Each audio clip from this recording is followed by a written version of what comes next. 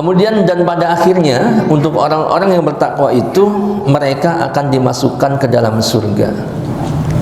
Ya, jadi antum udah tanya, pertama Allah memerintahkan kita untuk bertakwa. Ya, ittaqullah haqqa tuqatih. Ya, kemudian setelah itu kita harus berbekal dengan takwa, karena takwa adalah sebaik-baik bekal. Wa tazawwadu fa inna khairaz zadi taqwa. Ya.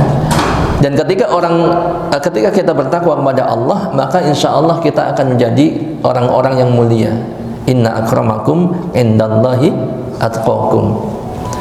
Ya, karena berapa banyak orang yang jabatannya tinggi, titlenya tinggi, tapi di mata masyarakat itu rendah, jatuh, runtuh, betul nggak?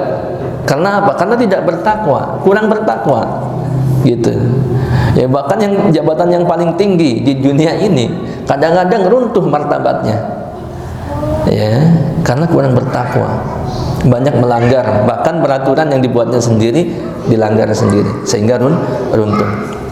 Nah, kemudian Allah memberikan jalan keluar ketika di dunia dengan problematika, sampai nanti di akhirat Allah janjikan surga. Ini banyak sekali ayat-ayat yang menjanjikan surga bagi orang yang bertakwa. Kan begitu. Contoh misalnya dalam surat Al-Hijr ayat 45, innal muttaqina fi jannati wa uyun. Sesungguhnya orang-orang yang bertakwa itu berada dalam surga dan di dekat mata air yang mengalir. Orang yang bertakwa, ya. Kemudian dalam surat Ali Imran 133, saya pernah punya buku kecil takwa, apa ya judulnya itu, lupa ya, buku kuning kecil ya, kutip kecil, tapi isinya masya Allah luar biasa.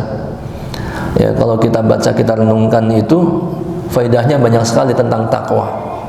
Dan anda rasa sudah banyak buku-buku yang sudah diterjemahkan yang asalnya dari kitab para ulama, ya.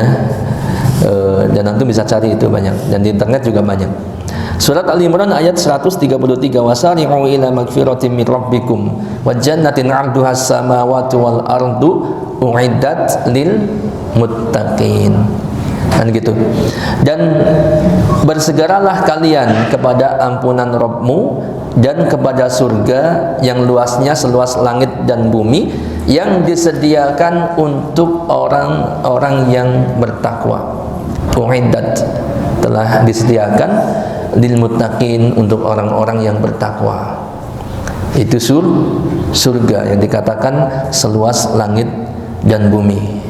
Nah ini, oleh karena itu kita, atau kewajiban kita sebagai seorang muslim adalah untuk senantiasa mempertahankan ketakwaan, bahkan harus berupaya untuk meningkatkannya. Ya, namun catatannya di sini dikatakan, ya, namun kenyataannya itu tidak semudah kita membalikan telapak tangan. Kalau kita pengen istiqomah di dalam takwa, ya, kemudian tidak berada dalam satu komunitas yang baik, apalagi sebaliknya antum dalam komunitas yang tidak baik, ya, itu sulit, gitu kan. Nggak gampang kita menjadi orang yang bertakwa atau istiqomah dalam ketakwaan. Ya, seperti tadi, karena mungkin teman-temannya itu bukan teman-teman yang baik, atau bukan teman-teman yang sudah kenal hidayah, akhirnya bukan antum bisa mendakwahkan mereka, malah antum didakwahi sama mereka. Ya, maksudnya antum terseret oleh mereka. Nah ini, ya, ketika antum tidak bergabung dalam satu komunitas, tidak mudah, ya, ketika bersendirian kemudian untuk meningkatkan ketakwaan. Salah satu dari sekian banyak cara dalam meningkatkan ketakwaan adalah berteman dengan orang-orang soleh.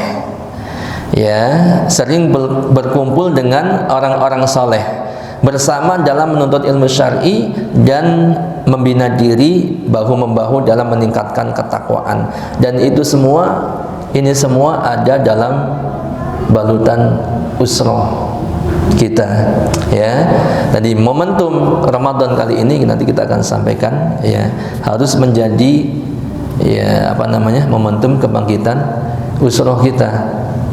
Kan gitu. Tentunya kalau evaluasi, ana bukan kewajiban ana, nanti Ustaz Abu Fadil atau kalau Ustaz Mulyanto Pak Jami datang ke sini baru, ya.